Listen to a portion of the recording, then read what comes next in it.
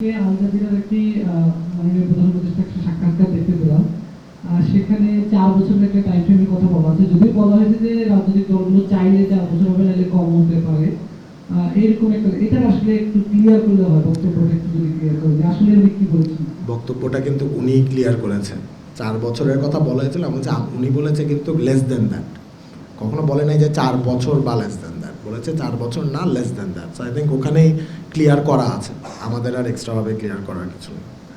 না, এই পুরো বিষয়টা কখন উঠছে, কথাটা যখন উঠছে আপনি পুরো ইন্টারভিউটা আপনি একটু ভালো মতো শুনেন। ইন্টারভিউতে উনি কি বলছিলেন, বলছেন যে কনস্টিটিউশনে অনেক কথাবার্তা হচ্ছে, ওইখানে কোনো কোনো ক্ষেত্রে বলা হচ্ছে যে 4 বছর মানে পার্লামেন্টের ডিউরেশন 4 বছর যেন আনা হোক। আপনার এই পরিপ্রেক্ষিতে হচ্ছে এটা, কিন্তু এই কেয়ারটেকার মানে ইন্টারিম গভর্নমেন্টের ইয়েতে তখন ওনাকে যখন এটা জিজ্ঞেস করলো যে আপনার ক্ষেত্রেও কি 4 বছর নাকি এই টাইপের, আপনি ভালো মতো করে শুনেন। আমাদের একটা সত্যিকার অর্থে একটা আমরা ফেস করছি, এটা দেখছি যে অনেক ক্ষেত্রে ভালো মতো জিনিসটা না শুনে অনেকে হেডলাইন দিয়ে দিচ্ছে। আমার কথা আপনারা একটু শুনেন। তারপর বলছেন যে 4 বছরের কম, তারপরের কোশ্চেনটা উনি বলছেন যে আরও আপনি দেখেন না, পুরোটা ক্লিয়ার করা হয়েছে, এখানে 4 বছরের কথা কিন্তু বলা হয়নি। হ্যাঁ, এটাও 4 বছরের রেফারেন্সটা আসছে। আপনি জানেন কিছুদিন আগে কনস্টিটিউশন কারো কারো ডিমান্ড ছিল যে পার্লামেন্টটা 4 বছর হোক, ঠিক না? সেই আলোকে একটা গভর্নমেন্টের ক্ষেত্রে এটা আসছে, এটা not to the interim government. আমার নাম সাব্বির নেওয়াজ, আমি সমকাল থেকে এসেছি। সরকার তার 100 দিন পার করলো, তো আমরা দেখছি যে ট্রান্সপারেন্সি ইন্টারন্যাশনাল বাংলাদেশ টিআইবি তারা কিছু অবজারভেশন দিয়েছে এই 100 দিনের বিষয়ে। আমি যদি মোটা দাগে কয়েকটা পয়েন্ট বলি, টিআইবি বলেছে যে দ্রব্যমূল্য নিয়ন্ত্রণ এখনো সম্ভব হয়নি, উচ্চ মূল্যস্ফীতি বিশেষ করে খাদ্য মূল্যস্ফীতি এখন অনেক বেশি। তাদের আরেকটা অবজারভেশন হচ্ছে বিভিন্ন বাহিনীর অভিযানে বিচার বহির্ভূত হত্যা চলমান রয়েছে এবং কোন রাজনৈতিক দলকে নিষিদ্ধ করার ঘোষণা বা নিষেধাজ্ঞা প্রত্যাহারের সিদ্ধান্ত কিভাবে নেওয়া হচ্ছে তা এখনো বিতর্কিত এবং ধর্মান্ধ বিভিন্ন মহলের পক্ষ থেকে ধর্মীয়, জেন্ডার, জাতিগত, নৃতাত্ত্বিক এবং রৈখিক মানে বৈচিত্র্য সম্পন্ন সকল সম্প্রদায়ের অবস্থা একদম ঝুঁকিপূর্ণ। আমি জানতে চাচ্ছি টিআইবি যে অবজারভেশনগুলো দিয়েছে এই ব্যাপারে সরকারের বক্তব্য কি বা মনোভাব। ধন্যবাদ। আমরা তো বলছি যে আমরা চেষ্টা করছি দ্রব্যমূল্যর মানে মানুষের নিত্য প্রয়োজনীয় যে দ্রব্যমূল্য যেটা দরকার হয় প্রতিদিন, সেটার দাম কতটা কমানো যায়। আপনারা দেখেছেন আমাদের এফর্টের কারণে ডিমের দাম কমেছে, অন্যান্য দামও আমরা যেটা মনিটর করছি সবই নিম্নমুখী। আপনারা জানেন গত বছরও কিন্তু কিছু কিছু ক্ষেত্রে কোনো ইয়েতে দেখেছি যে 1200 টাকা পর্যন্ত মরিচের দাম উঠেছিল। তা আমরা এই বছর আমাদের চেষ্টার কিন্তু অন্ত নেই। আর আজকে আমরা দেখলাম যে একটা দুইটা পত্রিকা এসে যে আলুর দাম 400 টাকা, এমন একটা ইমপ্রেশন দিচ্ছে যে মানে আলুর মেন আলুরটার দামই 400 টাকা। খুবই একটা খণ্ডিত চিত্র এবং খুবই একটা মিসলিডিং একটা রিপোর্ট। আপনি দেখেন আলু, কোন আলুটার দাম 400 টাকা, হ্যাঁ, যেটা এই বিষয়গুলো আমরা এটা দেখছি। টিআইবির অন্যান্য অনেক কনসার্ন দেখছি। আর যেটা ধর্মান্ধ বা এগুলোর ক্ষেত্রে আমি বলতে পারি যে আমরা আমাদের যে মাইনরিটি রাইটের ব্যাপারে আমরা খুবই সচেতন এবং আমরা সেই বিষয়ে আপনারা দেখেছেন দুর্গাপূজার সময় আমরা কতটুকু সিকিউরিটি এনশোর করা হয়েছে। এবং আমরা মনে করি যে এখন আমরা একটু পরে আপনাদেরকে আমরা ল অ্যান্ড অর্ডারের একটা গত 2 মাসের ল অ্যান্ড অর্ডারের একটা আমরা স্ট্যাটিস্টিক্স দিব। আপনারা দেখবেন যে গত বছর সেপ্টেম্বর অক্টোবরে ল অ্যান্ড অর্ডারের পরিদেশে কী ছিল এবং এই বছর সেপ্টেম্বর অক্টোবরে কী ছিল, এটা পুলিশ ডিপার্টমেন্টের থেকে আমাদেরকে দেওয়া হয়েছে। আমরা দেখছি যে ক্রাইমের যে স্ট্যাটিস্টিক্স এটা দেখাচ্ছে যে মোটামুটি ভালো উন্নতি হয়েছে, অলমোস্ট গত বছরের মতো। সেপ্টেম্বরটা একটু হাই ছিল মার্ডার, অক্টোবরে এসে গত বছরের অক্টোবরে হচ্ছে এই বছর কম। তা আমরা এটা দেখেন আপনারা, আমরা মনে করি যে বাংলাদেশের আইন শৃঙ্খলা পরিস্থিতি অনেক ভালো দিকে যাচ্ছে, almost we are almost there. আর আরেকটা বিষয় কি, কোন বিষয় বলেছে,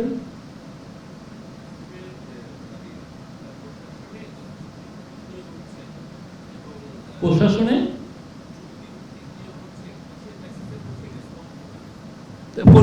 চুক্তিভিত্তিক নিয়োগ হচ্ছে, যাদেরকে আমরা কম্পিটেন্ট মনে করছি, যারা কাজগুলো করতে পারবেন এবং যারা প্রশাসনে ডাইনামিজম আনতে পারবেন তাদেরকেই নেওয়া হচ্ছে, এবং যাদেরকে নেওয়া হচ্ছে তাদের যথেষ্ট ভালো ট্র্যাক রেকর্ড আছে।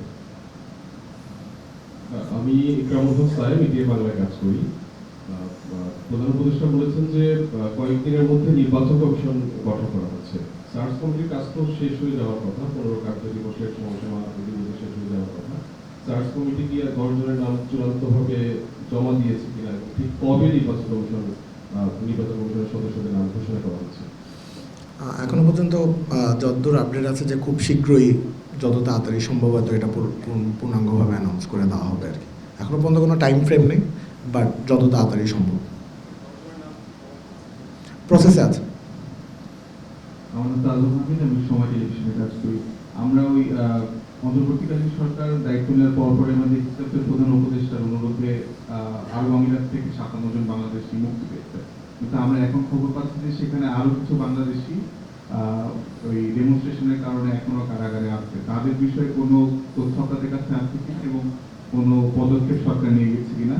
দ্বিতীয় বিষয়টি হলো যে সংবিধান সংস্কার কমিশন একটি হয়েছে এবং 72-এ যখন সংবিধান প্রণয়ন করা হয় তখন আদিবাসীদের অধিকার নিয়ে একটা বড় ধরনের মানে সংসদের মধ্যে বিতর্ক হয়েছিল এমএলএ আরমান।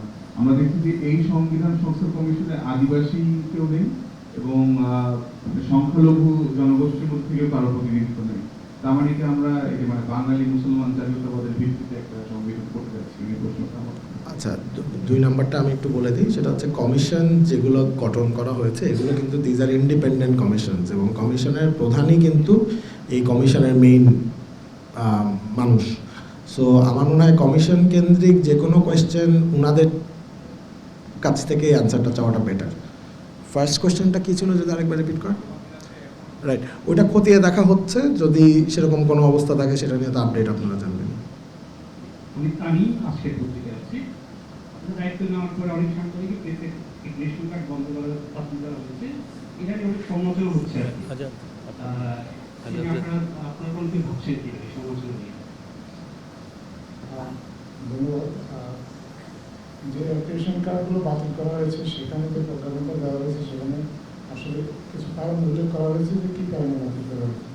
আমি অনুরোধ করবো আপনারা সেই কারণগুলো দেখে নেবেন। আর প্রায় 5,000 সাংবাদিককে রেশন কার্ড দেওয়া হয়েছে বিভিন্ন সময় সরকারের কাছ থেকে, সেখান থেকে 170 জনের মতো সাংবাদিকের রেশন কার্ড বাতিল করা হয়েছে। তো আমরা মনে করি না সংখ্যাটা খুব বেশি।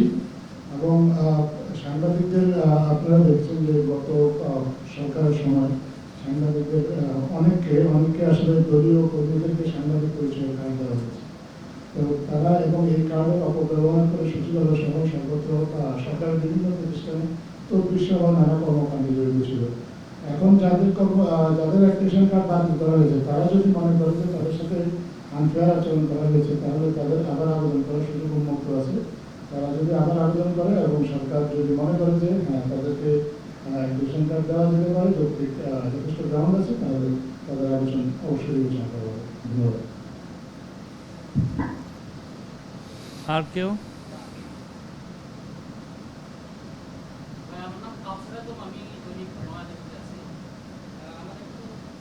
ঢালাও করে বারবার মামলা দেওয়ার ক্ষেত্রে, এখন মামলা দেওয়াটা হচ্ছে একজনের অধিকার, সে মামলা দিতেই পারে, কিন্তু যার বিরুদ্ধে কোনো এভিডেন্স নাই সেই ক্ষেত্রে কিন্তু আমরা বারবার বলছি যাতে তাদেরকে মামলার থেকে বাদ দেওয়া হয়। সো আমাদের স্ট্যান্ডটা কিন্তু এখনও ওইটা, কিন্তু মামলা কে দিচ্ছে এবং তার অধিকার, এটা কিন্তু সম্পূর্ণভাবে তার নিজস্ব অধিকার।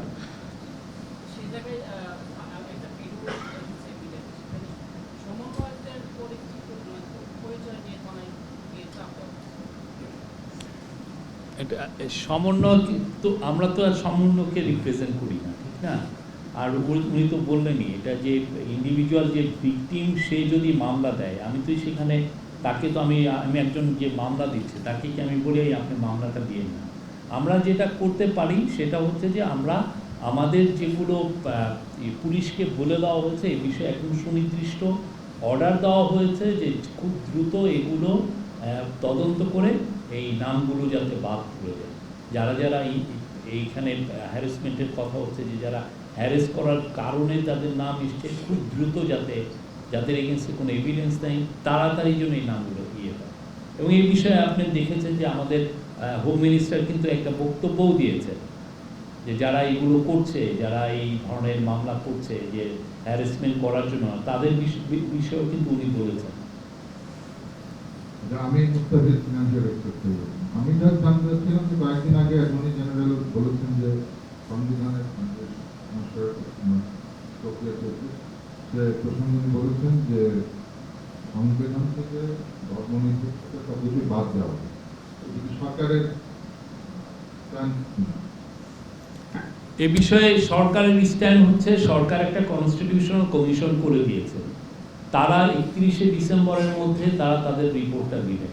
সেই রিপোর্টটা দিয়ে সরকার বাংলাদেশের সমস্ত পলিটিক্যাল পার্টির সাথে কথা বলবে। আমরা পলিটিক্যাল পার্টিদেরকে বলি তারা আমাদের অংশীদার। তো এই পলিটিক্যাল পার্টিগুলোর সাথে বসে ডিসাইড হবে যে আসলে বাংলাদেশের এই যে 1972 যে কনস্টিটিউশন হয়েছে সেটা অ্যামেন্ডমেন্ট হবে না কি হবে সেটা ওরা ডিসাইড করবে। সরকারের এই বিষয়ে একদম সুস্পষ্ট অবস্থান গত মাস থেকে আমরা এটা জানাচ্ছি। এটা কনস্টিটিউশন কমিশন যখন হয়েছে তাদের কাজটাই এটা নিয়ে বলবেন, সবাই স্টেক হোল্ডারদের সবার সাথে বসবে। একটু আগে একজন প্রশ্ন করলেন যে আদিবাসী ভয়েস নাই বা ভয়েস নাই, কিন্তু একটা জিনিস যখন ওনারা রিপোর্টটা দিবেন এই রিপোর্টটা নিয়ে কিন্তু কনস্টিটিউশন এটা নিয়ে কিন্তু সবার সাথে কথা হবে, ধর্মীয় সংখ্যালঘুদের সাথে কথা হবে, আমাদের আদিবাসীদের সাথে আর পাহাড়িদের সাথে কথা হবে, বাংলাদেশের যত আদিবাসী কমিউনিটি আছে সবার সাথে কথা হবে। তো এইটা নিয়ে তো আমাদের কোনো নেই,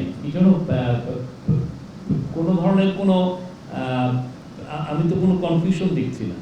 তাহলে অ্যাটর্নি জেনারেল ওনার এই ধরনের স্পষ্টত কথা না বলা, সেটা আপনার অপিনিয়ন, আমাদের যেটা অবস্থান আমরা বললাম।